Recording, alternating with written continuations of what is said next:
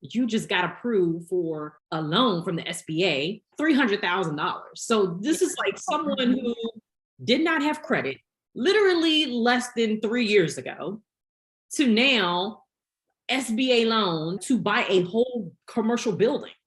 Yeah. Mind blown. Right. You're not just a hair professional, you're a CEO. Have you ever been interested in owning your own salon, like the building? Well, if you have, you are going to really enjoy this episode because I'm going to be talking to a salon owner who just closed on an SBA loan for over $300,000 to buy her very first hair salon, the whole building. Her name is Sparkle McKnight. She is a client of mine, and we are going to dive into her story, what happened, the whole process, and how she did it. So let's jump in. But your story is really unique because as you were interviewing me on that first kind of clarity call, I asked you a question. I was like, so how long have you been doing hair? You actually have not been doing hair very long. So please tell me your story because you were like a professional athlete. So yes, tell me this whole story. Oh yeah, so I've been running track basically my whole life. Like I started running track at like 7 years old. I went to junior college and I went to the University of Arkansas, and then I ran professionally. But all throughout that, I did hair at the side because, I got to make some money. So I would just like do some hair at the side. And funny enough, I had posted something on my Instagram about, I can't remember what it was, but one of the girls that was with me at the university, she actually commented and she said, oh, you remember when I asked you to do my hair? And you was like, no, I'm not doing anybody's hair, like only mine. And I was like, that is so crazy that everything just came full circle and I have a whole hair business. So when you say professional athlete, because I think when you said it the first time, it kind of just went over the top of my head. Can you break that down for me? Okay, so this is post-collegiate. So this is after college. I competed for Adidas at one point, and then I competed for Trinidad. That's where I'm from, Trinidad and Tobago. I'm a 3-time Olympian. So I went to the Olympics and World Championships, Commonwealth Games, stuff like that. Wow. And so during this time after college, you were professional. So does that mean you were getting paid to run? Yeah, so my country paid me to compete and like pay my coaches and pay my like medical. And then I would get money like when I competed, like meets and stuff. Wow. Okay. And so while you were doing that professionally, were you then doing hair on the side? Yeah. So that's when I was doing hair at the side as well. Were you like in a suite, booth renting? What was that? So I would do braids when I came home from practice. So it would be like, it was so crazy because I would do it at the side, but I would be so tired and I'd be like, it was one of those things like, say if like, even though you're passionate about something, like sometimes you could just not want to do it. So it was like that. So I would be so exhausted from practice, but then I have a child. So I have to take care of her. I have bills, so I have to get the money, right? So I would just be like, you know what? I'm going to just suck it up. I'm tired, but oh well. So yeah, I did it, but I didn't really enjoy it because it was like a sacrifice of me having to pay my bills and take care of myself and my daughter at the same time. Okay, so when did it become a passion, or is it a passion? Maybe it's not. Yes, it became a passion after, like, I was like, okay, so let me go back. So Tokyo 2021, I went to the Olympics and I literally got COVID 2 days before I competed. So I did not get to compete. I was stuck in a room for maybe like 7-8 days. Mm-hmm. And after I came back from Tokyo, I was like in a really bad place. Like I did not want to talk to anybody. Like I was like, this is just the worst thing. Like, I don't know what I'm going to do. Like, so I would just wake up, take my daughter to school, come back home and just lay in bed like all day. Like nobody would know, like I wouldn't talk to anybody. Like I would just be in the room, like in darkness. Did any part of you want to move back to Trinidad or were you like, No, I mean, because I left Trinidad when I was 16. So for me going back, it's like, I know people there, I have like connections and stuff. I'm pretty sure I could have conjured up something or get a job or whatever. But in my head, I did not want to work for anybody. Since high school, my first job was, I worked at Pizza Hut. I probably worked there for like 3 weeks and I was like, I'm out, like, I'm not working, like, no, this is not for me.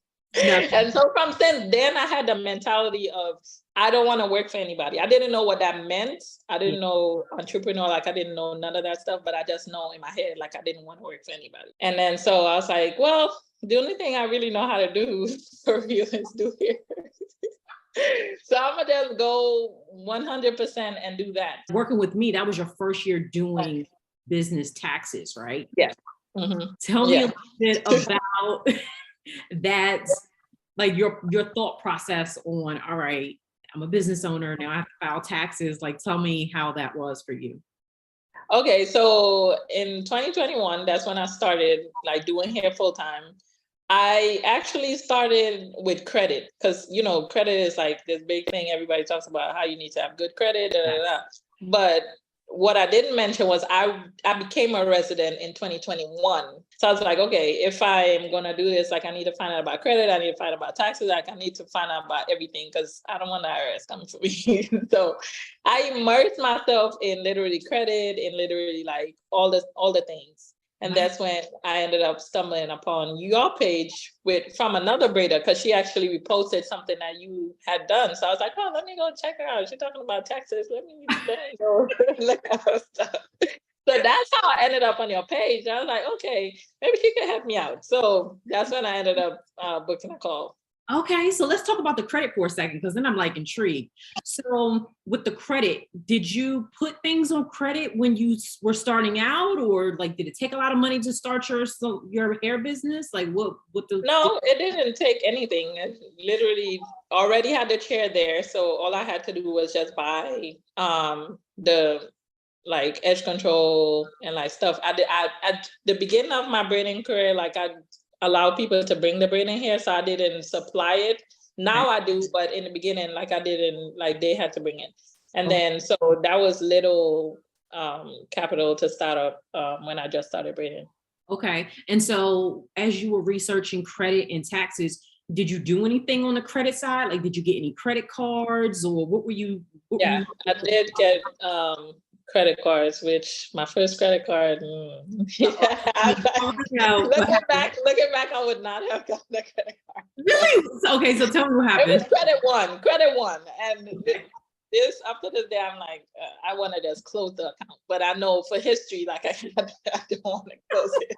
So what happened? Were you buying a lot of personal stuff? I mean, no, it's like the littlest thing. Like if you're late, it literally dropped your credit score like 30 points. Like, and it's not like, I do not like them. Like it's crazy. So that was your first experience with like a credit card. Yes. Yeah. And then my car, I had to get a car. So like my monthly payments was way high because I didn't have any credit. I think when they pulled my credit score, it was like a 5 something, a 5. I didn't even think I had a credit score because, as I said, I'm newly like a resident. So I was like, oh, my credit is like 0. But yeah. Wow. Okay. So you checked your credit and you had a 500 something. So you get a credit card, and that was a bad experience because it's like you miss a payment, you're late, it drops, like it's crazy. And then you had a high interest rate on your car loan because of the credit. Yep. So did you do anything else on credit? No, I just got credit cards. What I probably should have done was get the advice from the right people. Like, because people on the internet, everybody's talking about credit. Everybody is like, oh, go get all these credit cards. So then you start applying for all these credit cards, but you don't really need all of these credit cards, especially if you do not know what these credit cards offer. Like, and there's certain credit cards for that. So I think that's one of the things that looking back, I would be like, okay, I do not need all these credit cards. I need to figure out which credit card is best for me and my business and all of that stuff, and then go from there. But of course, I was a newbie. How do you use credit right now for your business? I do not use credit right now. No.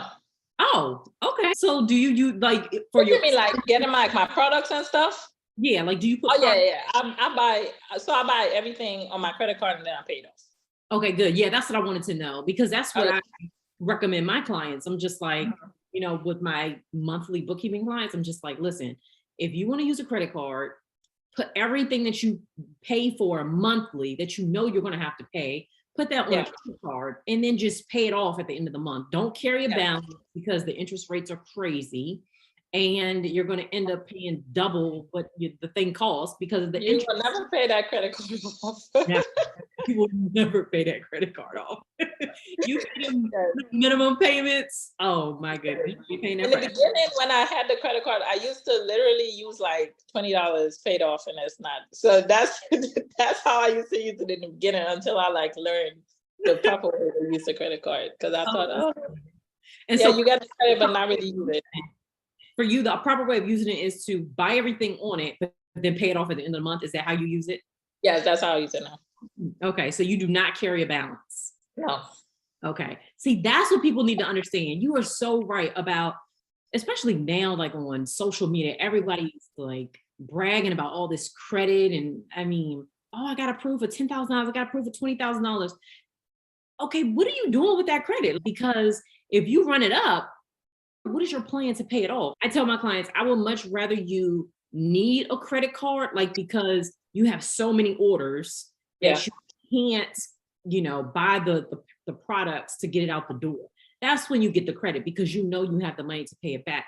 Now, that advice isn't great for every single industry because some industries have a very high entry point, right? Where you need a lot of money to even enter the market, or you need a lot of inventory or something like that. So I know that advice isn't for every industry, but for the hair industry, you do not need a lot of money to get started. And so why are you taking out all of this credit that's only going to put you in the hole because you don't have enough money to continue to, you know, pay it off. So credit is getting hit and now you're like, oh, you know, my credit is bad, or how do I get the credit in my business name and out of my personal name? It's just like, it's still connected. Like it's not necessarily connected to like your social, but it's connected to your habits. Right. You know what I mean? Like your business credit is still connected to your personal habits. So you have to get the habit of paying that stuff off personally before you can be responsible with business credit, you know? Yep. But I think a lot of people, especially when they talk about like credit and stuff, they don't go into detail about, okay, you get this credit now.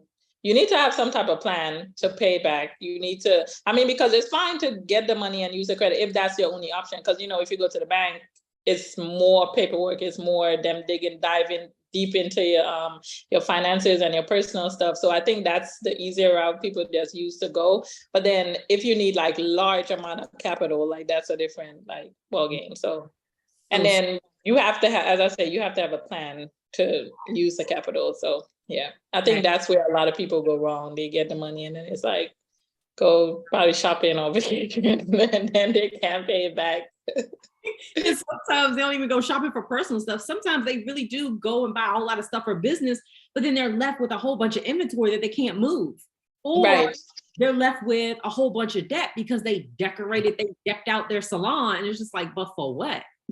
Yeah. If you don't have the clients, then there's no need to do that. Like you got to have the clients to be able to pay back. Exactly. And my rule of thumb is I'm not spending money on making stuff pretty. I'm gonna spend money on, especially on credit. If I buy credit, I'm already trying to plan out, okay, how is this? And it's more that I'm learning that because it's like, okay, it's easy to spend the money because it's there, right? Like it's like you think like it's your money, but then it's like, okay, I gotta pay back. Exactly. Which brings me to my next topic, because for you, the whole reason I'm just like, I gotta have her on the show is because you just got approved for a loan from the SBA and like $300,000. So this is like someone who did not have credit literally less than 3 years ago to now SBA loan, not a EDIL or EIDL, whatever, not no PPP. We're not talking about the coronavirus, the COVID-19 stuff. We're talking a SBA loan. And now like to buy a whole commercial building. Yeah. Mind blown. Right. Yeah. And I know there are so many hair professionals who have that desire. Like they want a building, they want to buy an asset, right? Assets over liabilities. That's another big saying right now. Yeah. And so let's go to, because now you're content, you know, you're like, you have your salon suite and, you know, you're doing your thing. The clients are there, it's growing, you're making good money. You filed your taxes with me and it's just like, things are great. So Yeah. now take me to how you're like looking for a building, or maybe you're looking for a building, but take me through this process of how you're buying this business and building. The opportunity it literally just fell on my lap. Like I was not looking to buy anything.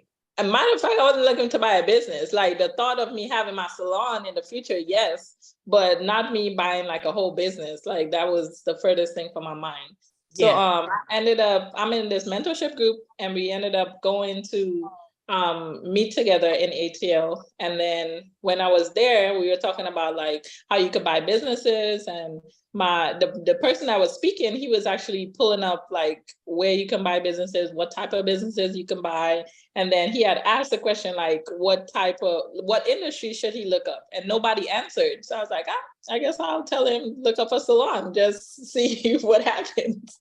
So he does look up the salon, not in my direct area, but like close by. And when he does look it up, it came up a salon, and then he looked at the specs and he looked at everything, like they were going through it, you know, running the numbers, talking about like all the equipment and everything that was included in the actual post that they had on the website. And then he was like, oh, this is actually like a really good deal. And then, but the meetup was on a Sunday. So he was like, if it wasn't on a Sunday, I'll have you call right now. I was like, I don't know. So what website was he on? Which website was this? How you just, did he? Biz by Sell. Biz by Sell. Biz by Sell. Yes. So you go on there and you can type in your industry and you can find all different type of businesses that's for sale like right now. Okay. So yes, so that's how he ended up finding a salon. And then he's like, yeah, we'll let you call right now if it wasn't a Sunday. I was like, it's about to get real. Like me. Like what's going on? I was just trying to break the silence because nobody else offered a suggestion. And now I'm about to call somebody about buying a business. Yeah, so that's literally how it happened. And then at the end of them just going through everything, they were like, this is a really good deal. I think you should go for it. So I was like, okay, I'll see what happens. And then Monday, they was like, okay, you're going to call tomorrow and then let us know what happens. So at this point, I'm locked in now. Like I have no choice but to call these people and find out like what's going on with this salon. So Monday morning, I called the broker and I was like, hey, I'm interested in finding out some more information about a salon and all this stuff. But then he was like, I can't give you all the information yet because, you know, it's confidential. I have to sign an NDA and all these different things. So I was like, okay, cool. So I signed all the stuff and then he gave me all the information and I reported back. We had class that same night, actually. We had a class Monday night. So every Monday we meet on Zoom. So that Monday night, I was like, hey, this is what's going on. Like this, the price, this is what the owner is looking for. Like the owner was ready to retire and she's just ready to get out of business. She's 70 and she's been in business for 40 years. So they was like, yeah, you better like go for it. I've never bought a business before. So I'm there, like everything that the broker tells me, like I'm going on Google and I'm literally like looking up, because I don't know what none of these, I've never done this before. I've never bought a commercial building. I don't know what I'm doing. So I'm literally, as soon as he sent me an email about something, like I'm Googling it or I'm probably asking somebody who I think may know the answer. So that's basically what I did. Yeah, because I think at that point you even emailed me and was like, Jennifer. Yes. And yes. I'm like, what is going on? So like you even sent me the stuff and was like, what do you think about this? Would this be a good deal? And I remember looking at it and I'm like, because I don't know if you remember me asking this. I was like, are they selling the building? Yes. I was like, wait a minute. Are they selling the building? And you were like, yes. I'm just like, whoa. Yeah, I was like, yes, this is absolutely a great deal. Like, I remember having that conversation with you. And then you were like, okay, what do I ask? And I remember telling you, I was like, make sure you get their tax return. Because here's the thing, as a business owner, right, you can say anything. Like you can say my business makes X amount of dollars, but it's what that tax return says. That's the only thing I want to see, because whatever they put in like advertising their business that's for sale, they can put like, oh, we're grossing X amount, we're doing this, we're doing that. But it's like, no, what are you telling the government? Because that's what I want to know. What are you telling the government? Because see, and for me, I feel that way because you know my story. I owned a hair salon and I wasn't doing my taxes right. So when I sold my hair salon, the good thing is the girls that bought my salon, they actually used to work for me. So they knew the salon was packed. They knew the numbers I was doing, but they couldn't look at my tax return. And so if you, like, let's say you were trying to buy my business. Now I know that my salon is booming. I know I'm making a lot of money. But if I'm trying to sell it to you, someone who doesn't know, and you ask me, yeah, so Jennifer, let me see your tax return because I'm gonna have my tax professional look at it. Your tax professional will be like, do not buy this terrible business because it's bleeding money. They're not profitable. They're losing money.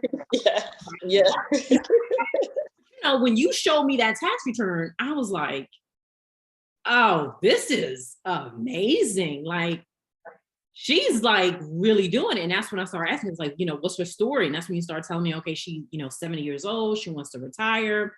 And I'm like, yo, this is really good. Like, it's a really good deal. So for you, you're getting this information, like you're getting it from other people, you're getting it from me, like, yes, this is good. So now that you're getting all this information, now what? Because I mean, it's like, what do you do now? So then tell me what happens. So the broker is the one who actually brought up the SBA. At this point, I didn't know what I didn't know what it was. I was like, okay, I'll figure out.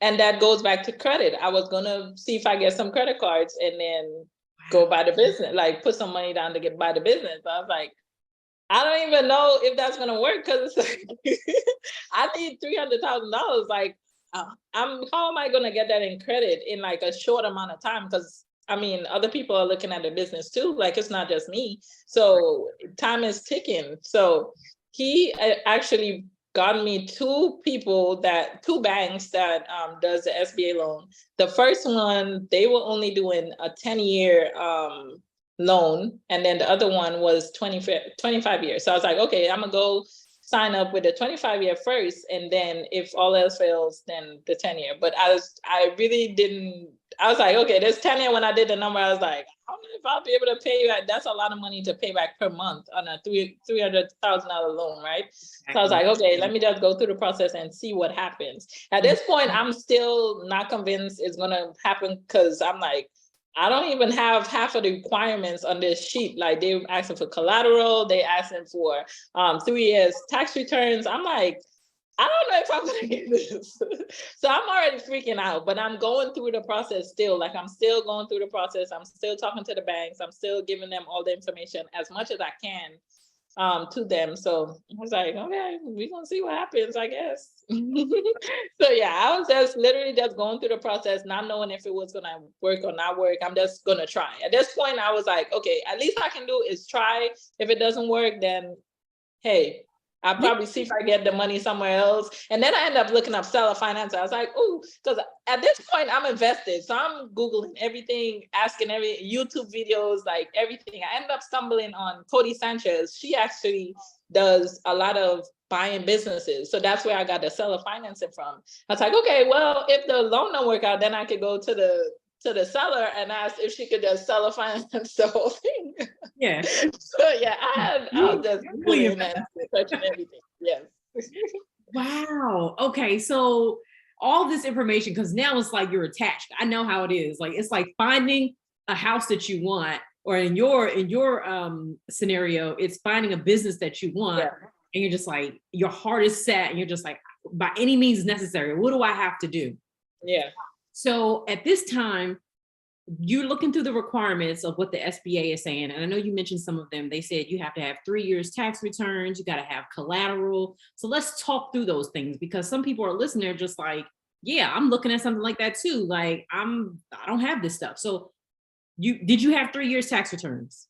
No, I only have one. And I made sure and tell the banker who was working directly with me, I was like, look, I only have 1 year tax returns. Like, I don't know if that's gonna work, but that's what I have. And he was like, okay, we'll still go through and see what happens, but we end up just going through the process. Okay. And then they said you need collateral. So did you Yes. have any collateral? So I don't have no collateral. The only thing I have my car, I rent, money in the bank. That's it. So I don't have no collateral to give them. And so you're like, listen, the worst they could do is tell me no. Yep. That's it, right? Okay. Yep. So you're submitting your information. Now, did you have to submit this to the broker, or was it directly to the lender? So the lender that I was working with, so he was working directly with me, and then he was presenting it. Well, he was packaging it together first before he took it to underwriting. Okay. So he was just preparing me for the process. And then when it finally went to underwriting, he would basically let me know stuff before they asked for it. So if I submitted something and he was like, okay, they may ask for this next, so you could start preparing this. So he would get me ready ahead of time so that the process could like move along faster. Okay. And you mentioned, because I know we spoke like right after you told me you got approved and everything, but tell the audience like how or what the comment was about your tax return, because I know that you said that was like a pivotal piece of, documentation that you had. Yeah. So after I got approved, I was like, okay, I got approved for $300,000 loan. I don't really have like the qualifications on paper, right, that you would expect for somebody to get that type of money. Yeah. So I was like, I asked him, I was like, so what made them, give me the money? Because I mean, it must be like a defining factor of like, okay, this girl is good to go. Like we could give her the money, whatever. And then one of the comments he made about the taxes, he was like, a lot of hairstylists do not show anything on their tax returns. Like, and then he was like, yeah, you have good tax returns. Like you make the money and you have the tax returns to show that you made that type of income on your taxes. And then he was like, your credit is good. And then, so yeah, that was one of the main things that actually allowed me to get the loan. So yeah. I'm so glad you said that, because again, I found that out the hard way, but and it's like my mission. I want more hair professionals to understand that. Like, don't be afraid to show your profit. Don't be afraid to show that your business is making money. Of course, yes, you may have to owe some taxes, but set that aside. But the benefits outweigh, the downside. Like, yes, you may have to pay some taxes, but it's okay. Look at this. Like, literally, because you showed income and you showed profit. Yeah.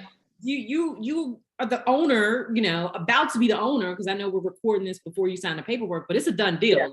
Yeah. Closing date, like, everything. So, it's worth it, because now if you think back, you could have been one of these hairstylists. It's just like, I'm looking for a tax professional that's, fudge the numbers for me. Yeah. Hey, I need you to, show that I made less money, and, I need you to up these deductions for me so I can get a nice little refund because you have a daughter. Yeah. So it's like, I can get some money back. But you were like, like, and I never got that, impression from you talking to me, because I mean, I wouldn't have done it anyway. But, you were just like, here's my information, Jennifer, you do what you do, right? Like, you're a professional. This is my documentation. These are my expenses. That's it. And that's what we prepared. So what would be your advice to the hair professional that's listening right now, that's really scared to file taxes like the right way? File your taxes. Because it literally saved me. Because I mean, if I had went in there and I've been like, okay, I would have not got it, because what do I have to show to this bank that I'm asking for this loan to give me $300,000 to buy a business, and I don't have nothing to show for it? not the proper documentation. Anyways, I can go give them my bank statements and be like, hey, this is the money that I made, or pull up my Square account and be like, hey, this is the money. It doesn't work like that. They're not gonna take me serious.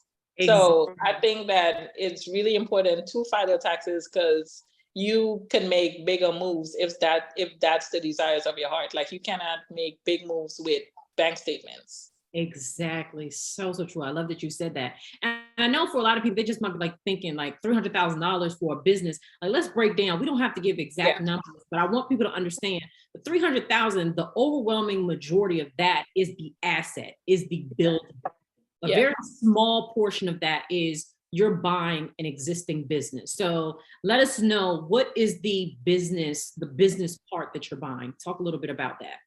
So the business part I'm buying is a salon and / a spa. So it is a big building. It's cut in half. You have the salon. You have about 5 chairs in the salon. Also, they got stations for pedicures and manicures. And they have the spa side. You can have an esthetician in there, skincare, or massages. Okay. Yeah. And so you are, you're buying an existing business, which means the person who was there, they have stylists and, estheticians and, nail techs already working. So are those people going to now be under your leadership? Yes. So those people are going to stay and work with me. And it's kind of scary, but exciting. And just like, I'm still trying to figure, because obviously this is new for me. So I do not really know what I'm doing, but we're going to figure it out. And then the next thing is the owner is going to stay on board to train me and like transition. So I don't have to worry about that. I just have to learn under her leadership until I'm able to just take it over by myself. So I'm not going to just get the salon and just be stranded and just don't know what I'm doing. So I feel more confident knowing that she's going to be there and helping me answer any of my questions that I have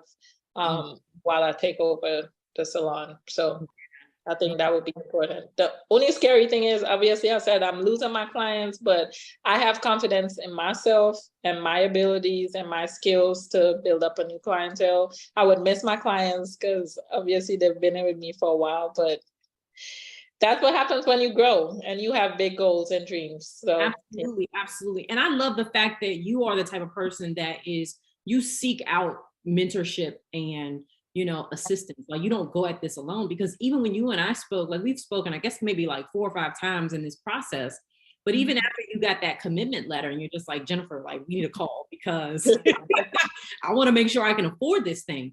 And some of the conversations that we were having, just me, suggesting like, all right, based on the numbers, I feel confident that the salon will be able to carry this, but, also having a serious conversation with you, like, listen, I want you to have like 6 months worth of expenses, because when you're buying a business as an entrepreneur, you just don't know what can come up. And I don't want people to think like, okay, yeah, I get a loan for the whole thing and I don't have to have anything on my own. Like, you're coming with some savings, but then also once you were in this process, I know you were sharing with me that you went to like, you're not spending a lot of money. Can you talk about kind of how your spending habits change, and even like with you working more to save? Can you talk a little bit about that?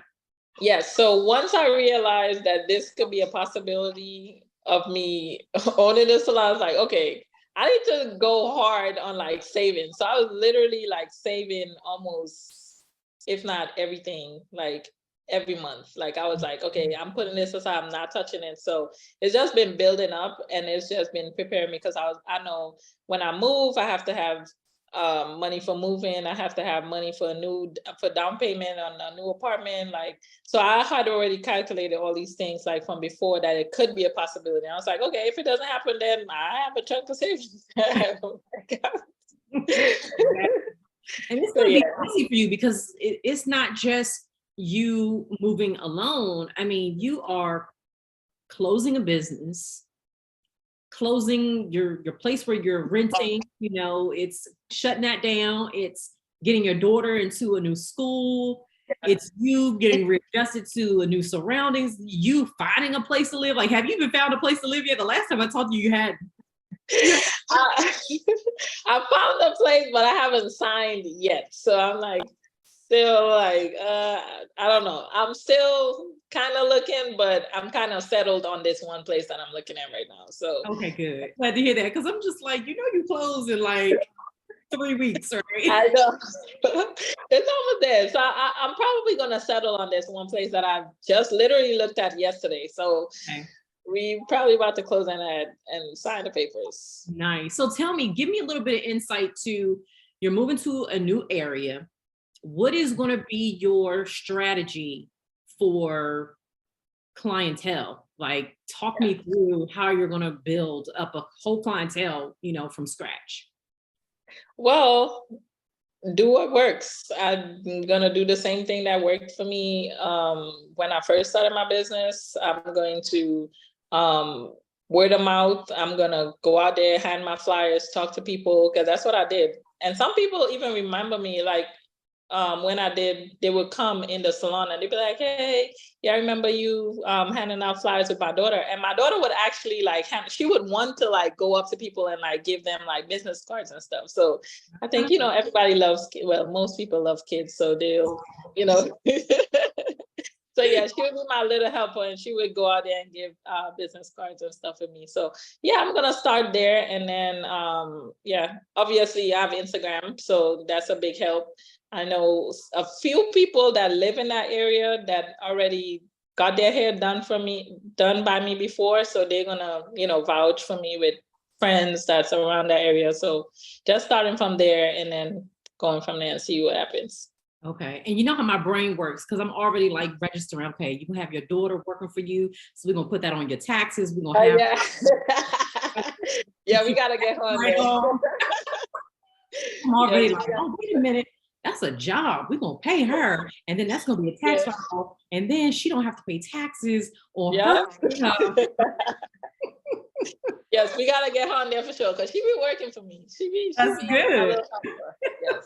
I love how you just stepped out there, and for someone who did not have credit and did not have tax returns, literally did not have a business more than 3 years ago, is now about to close on a $300,000 loan for a whole building and business and move your whole, salon operation to a new city, starting all over, but literally with an asset that can be your retirement. So tell me, like, is that your end goal? Like, I know you are going to have this building. So is the end goal for you to, stay in this building, continue to braid, and then maybe rent it out? Like, what's your plan? Yeah, so my plan is so we didn't tell the people that it was predominantly white salon. Okay, yeah, no. Woo, that's right. Okay, let's talk about that. Yes. Because I was worried. I was like, do they know you're Black? Wait a minute, I really want to know, because wait a minute, because the owner is Asian, right? Yes, the owner is Asian. She knows you're Black, right? Yes. Yeah, so that's where I guess my expertise would come in and my clientele would come and, make it a mixture of culture. That's a little bit of a shock. Like, so literally, you're going to be in the salon, like the owner is Asian, she's going to continue working there. But then the women who are working there doing hair are Caucasian, right? They're white people, white women. Yeah. Okay, yeah. So you got a Black girl coming there from Trinidad with a deep accent, braiding hair. I think we have one employee that's Black. So we have one Black employee. Okay. And so many things, like so many tidbits, because we can go on so many different tangents. But when we talk about employees, that's another thing I asked you. I was like, okay, are these employees or are they like contractors, right? Yeah. So again, the tax return shows you everything. So I'm looking at that tax return, I'm just like, oh, she's operating this business correctly because they were commissioned and she is taking out payroll taxes. So that was another big thing for you too, because you're literally not inheriting because you're buying it, but you are buying a business where the operations is just totally different. I mean, you go from just worrying about yourself and you're not even set up like as an S Corp yet. And I know that's the next step for you. We got to do your before, but like, you're going from literally being operating solo to now a business owner who has to run payroll and do commission splits and pay a mortgage and, build up her own clientele. Like, you are stepping into some really big shoes. So,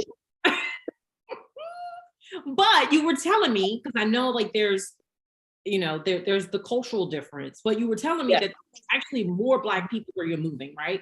Yeah. Okay. So So the percentage of Black people there is more than where I am right now. Okay. And so are you comfortable telling the city that you're moving to? What city are you moving to? I'm moving to Little Rock. Little Rock. Okay. So more Black people in this area. So you actually feel pretty confident that you'll be able to build up clientele pretty easily. Yeah. Okay, good. So, and then you haven't met any of the employees yet, correct? Not yet. No. I'm very nervous, but hopefully they're like me.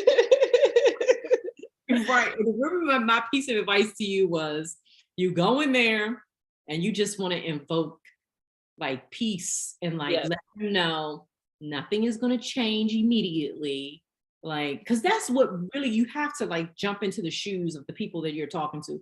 Like, I always start with, okay, who is my audience? What do you want to know? Right. And if I am working somewhere and my owner is leaving and is going to be a new owner, like what is the thought process? Because even when I sold my hair salon, I knew my girls and I could not tell them I was selling the salon. I couldn't, because they would leave. Yeah. Like, I knew that, right? And so you have to be strategic. But for you said that the owner has been talking to the girls. They're aware that the ownership is changing. So that's different. And they've already expressed that they want to stay on because they're happy with where they are. Yeah, and they've been with her for been like 20 years, 15 years. So they've been with her for a while. And she said she's even went as far as going and looking for another salon home for them to go to. And they was like, no, they don't want to go. Wow. That's amazing. That is, I mean, just blessings upon blessings, because that right there, we even ran the numbers. And, even if you take some time building up your clientele, the money that's coming in right now, currently, it's a positive cash flow. Yeah. And so the salon is going to be able to pay for the business. You know what I mean? Like, it's going to handle the current expenses and leave you with a profit at the end of the month, which is really nice, because now you don't necessarily have to work as hard. Yeah. So back to like your plan for it. And this may be far off, but a lot of people like to say, think about your exit strategy from the very beginning. Have you thought about what your exit strategy would be from this business behind the chair? So I do not want to be behind the chair for forever. Like, so I plan to stay behind the chair maybe a little while. I don't want to say exact numbers, a little while. Yep. And then I would train some of me to do what I do. And then I would want to just oversee the whole operations and not be in the business working behind the chair. Exactly. And then again, because you have the building, that is a piece of collateral and asset you now have in your business name, which is awesome. Do you have any plans now? Do you see yourself settling in Little Rock and maybe buying a home, or like, what are your thoughts? I don't know, long term, but right now, yes, but not, I wouldn't say long term. The long term play would be to fully be off and be able to hire like a manager and have them run the operations, and then I can move where my heart desires. Yeah, absolutely. I love that. And here's the thing, because you own the building, you even have more options. I mean, because you could hire a manager and run the salon. Let's say you didn't even want the headache of managing a salon. You could sell the business and not sell the building. Yeah. And then whoever's in there who buys the business could then pay rent to you as now the landlord. So you have so many different options, which is again, when you showed me the opportunity in the beginning, I was like, wait a minute, they're selling the building with this? Yes. You gotta take this. Yeah, so it was a really, really good deal. And I'm just so thankful that I've stumbled upon, well, it fell in my lap, but I'm so thankful that I am the type of person to go after opportunities and not, or even though I'm scared doing it, like I was terrified. Like I've called my friends, I was like, I'm terrified. I don't know what I'm gonna do. But this has always been me. Like I like taking risks. Like I'm a big risk taker. So I'll just do it and then figure it out. So yeah. And I feel like all entrepreneurs have to have a little bit of that in them to even have their own business, right? It's crazy. It's crazy. Like you go into it and even though you know, may or may not know what you're doing, it's still scary because you don't know what's gonna happen. You don't know if the client's gonna come through the door. You don't know, like all of these things, but yes, still it's like a thrill. It's like an excitement of like, okay, I'm gonna figure it out. Like we're gonna figure this thing out. Exactly. So I'm excited. I'm just glad I get to join you on this journey of, nail salon, like real estate owner, I'm going to be working with you and your journey and, following you. So how can people follow your journey? I'm sure you're going to be posting about it on your IG. If people want to, just kind of follow this with you, how can they reach out to you? So they can follow me on Sparkle D McKnight. That's my Instagram. So everything is going to be on there.